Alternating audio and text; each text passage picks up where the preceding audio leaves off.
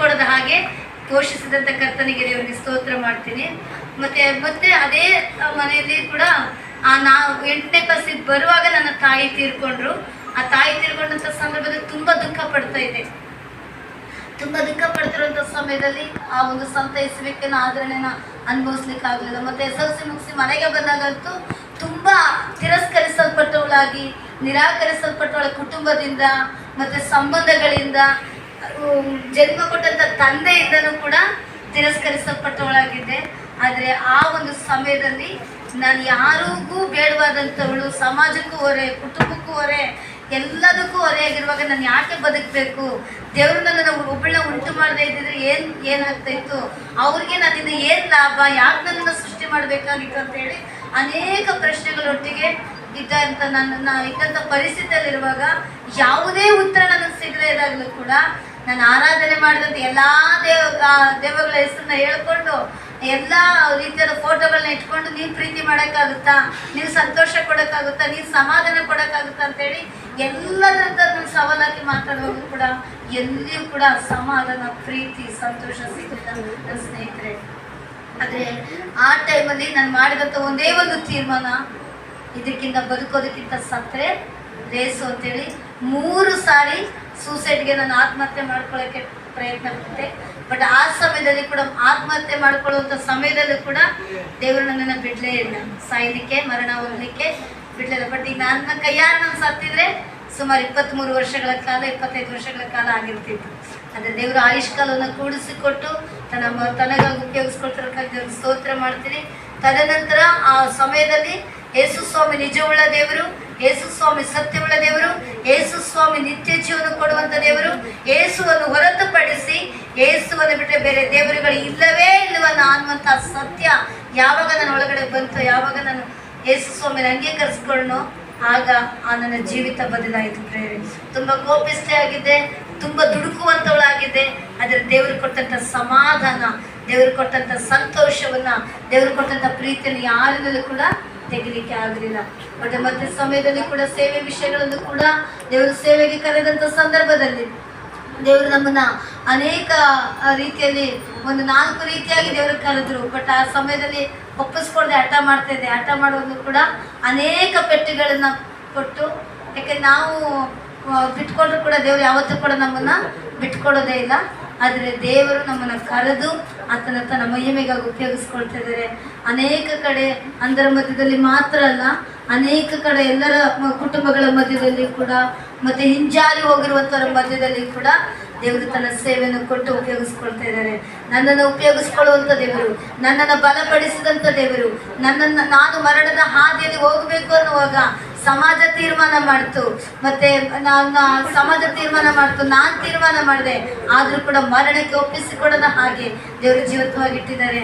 ಸೇವೆಯ ನಿಮಿತ್ತವಾಗಿ ಇದೇ ನಮ್ಮ ಮಂಡ್ಯ ಡಿಸ್ಟಿಕ್ಕಲ್ಲಿ ಪಾಂಡಪುರ ಒಂದು ಸ್ಥಳದಲ್ಲಿ ಇದೊಂದು ವಿಷಯ ನಾನು ಹೇಳಲಿಕ್ಕೆ ಮಾತ್ರ ಇಷ್ಟಪಡ್ತೀನಿ, ದೇವನಾಮದ ಮಹಿಮೆಗಾಗಿ. 2019ರಲ್ಲಿ ನನ್ನನ್ನು ಸುಮಾರು 40 ಜನ ಯೌವನಸ್ಥ ಮಕ್ಕಳು ಸೇವೆಯಲ್ಲಿ ಸುವಾರ್ಥ ಸಾರುವಾಗ ಹಿರೇಮರಳ್ಳಿ ಎನ್ನುವಂಥ ಗ್ರಾಮದಲ್ಲಿ 40 ಜನ ಯೌವನಸ್ಥ ಮಕ್ಕಳು ಅಟ್ಯಾಕ್ ಮಾಡಿದ್ದು ಉಂಟು.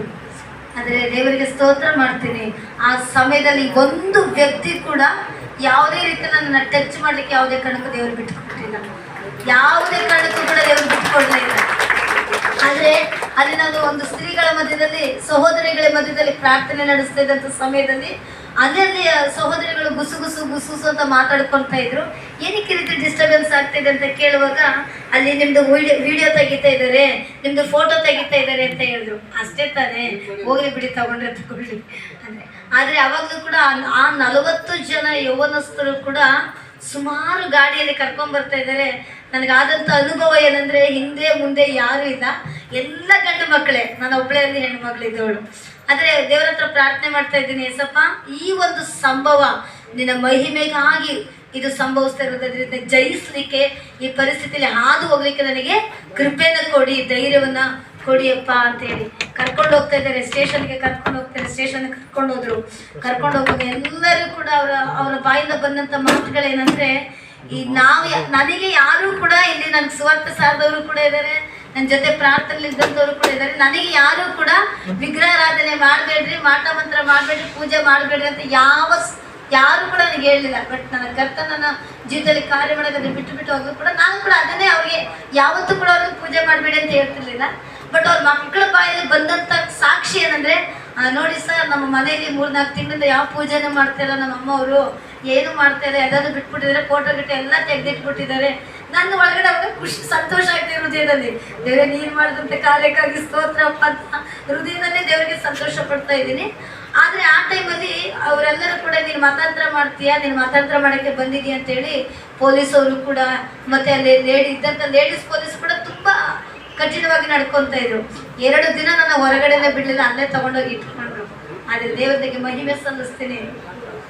ಆ ಸಮಯದಲ್ಲಿ ಸೋತು ಹೋಗ್ಲಿಕ್ಕೆ ಬಿಡದೆ, ಬಿದ್ದು ಹೋಗ್ಲಿಕ್ಕೆ ಬಿಡದೆ, ಹೆಚ್ಚಾಗಿ ದುಃಖ ಪಡಲಿಕ್ಕೆ ಬಿಡದೆ, ಆ ಸ್ಥಳದಲ್ಲಿ ಕೂಡ ರಾತ್ರಿ ಎಲ್ಲ ಇದ್ದು ಕೂತು ಪ್ರಾರ್ಥನೆ ಮಾಡಲಿಕ್ಕೆ, ಸ್ತೋತ್ರ ಮಾಡಲಿಕ್ಕೆ, ಅಲ್ಲಿದ್ದಂಥ ಕೆಲವೊಂದು ಸಹೋದರಿಗಳು, ಹೆಣ್ಣುಮಕ್ಕಳು, ಯವನಸ್ಥ ಹೆಣ್ಣುಮಕ್ಕಳು ನಾನು ಸತ್ತೇ ಹೋಗ್ಬೇಕು ಅಂತ ಹೇಳಿ ತೀರ್ಮಾನ ಮಾಡಿ ಬಂದಂಥ ಮಕ್ಕಳಿಗೆ ಸುವಾರ್ತೆನ ಸಾರಲಿಕ್ಕೆ ದೇವರು ಮಹಾ ದೊಡ್ಡ ಕೃಪೆಯನ್ನು ಕೊಡ್ತಾರೆ.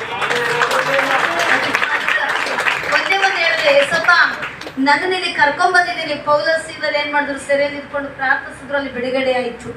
ದೇವರೇ, ನಾನು ಇಲ್ಲಿಂದ ಹೊರಗಡೆ ಹೋಗ್ಬೇಕನ್ನೋದಾದ್ರೆ 1 ರೂಪಾಯಿ ಕೂಡ ಏನಾಗಬಾರ್ದು, ಲಂಚ ತಗೋಬಾರ್ದು. ಬಿಡುಗಡೆ ಕೊಡೋದ್ರೆ ನೀನು ಬಿಡುಗಡೆ ಕೊಡಿ ಏಸಪ್ಪ. ಯಾವ ವ್ಯಕ್ತಿಯಿಂದಲೂ ನನಗೆ ಬಿಡುಗಡೆ ಆಯಿತು ಅನ್ನೋ ಒಂದು ಆಸ್ಪದ ಆಗ್ಬಾರ್ದು ಅಂತ ಹೇಳಿ ಪ್ರಾರ್ಥನೆ ಮಾಡ್ಕೊತ ಇದ್ವಿ. ದೇವರಿಗೆ ಸ್ತೋತ್ರ. ಮೊದಲು ಕುಟುಂಬದಿಂದ ಮೊದಲು ದೇವರ ಸಾಕ್ಷಿ, ಮೊದಲು ಕುಟುಂಬದ ಸಾಕ್ಷಿ, ಮೊದಲು ನಾವು ಮತ್ತೆ ನೆಕ್ಸ್ಟ್ ನಾವು ಹೋಗುವಂಥ ಸಭೆಯಲ್ಲಿ ಸಾಕ್ಷಿ, ಸಮಾಜ ಮಧ್ಯದಲ್ಲಿ ಸಾಕ್ಷಿಯಾಗಿರುವುದಾದ್ರೆ, ಕರ್ತಾದಿ ಕರ್ತನು, ದೇವಾದಿ ದೇವನು, ರಾಜಾದಿ ರಾಜನು ನಮಗಾಗಿ ಯುದ್ಧ ಮಾಡುವಂತ ನಮ್ಮ ಸಂಗಡ ಇದ್ದುಕೊಂಡು ಆತ ನಮಗೆ ಜಯಕರವಾಗಿ ಯಾವುದೇ 1 ರೂಪಾಯಿ ಕೂಡ ಲಂಚ ಇಲ್ಲದ ರೀತಿ ಹೊರಗಡೆ ತಂದಂಥ ದೇವರಿಗೆ ಸ್ತೋತ್ರ ಮಾಡ್ತೇವೆ. ಇದುವರೆಗೂ ಸ್ಟೇಷನಲ್ಲಿ ಕೂಡ ನಾನು ಆ ಸ್ಟೇಷನ್ ಕಡೆ ಓಡಾಡ್ತೀನಿ. ಇವಾಗಲೂ ಕೂಡ ಅವ್ರು ಮಾತಾಡಿಸ್ತಾರೆ, ಮೇಡಮ್ ಚೆನ್ನಾಗಿದ್ದೀರ ಅಂತ ಹೇಳ್ತಾರೆ, ಮಾತಾಡಿಸ್ತಾರೆ, ಪ್ರಾರ್ಥನೆ ಮಾಡಿಸ್ಕೊಳ್ತಾ ಇರ್ತಾರೆ. ಆದರೆ ಅನೇಕರಲ್ಲಿ 3-4 ಜನ ಪೊಲೀಸರುಗಳು ಕೂಡ ಸೀಕ್ರೆಟ್ ಆಗಿ ರಕ್ಷಣೆ ಹೊಂದಿರೋದು ಉಂಟು. ಈ ಒಂದು ದೇವರು ಇದುವರೆಗೂ ನನ್ನನ್ನು ನಡೆಸಿದಂಥ ದೇವರಿಗೆ, ನನ್ನನ್ನು ಪೋಷಿಸಿದಂಥ ದೇವರಿಗೆ, ನಮ್ಮ ಎಲ್ಲಾ ಕಾರ್ಯಗಳಲ್ಲಿ ಒದಗಿಸಿದಂಥ ಕರ್ತನಿಗೆ ಕೋಟ್ಯಾನು ಕೋಟಿ ಸ್ತೋತ್ರ ಮಾಡ್ತೇವೆ. ಮಾತ್ರ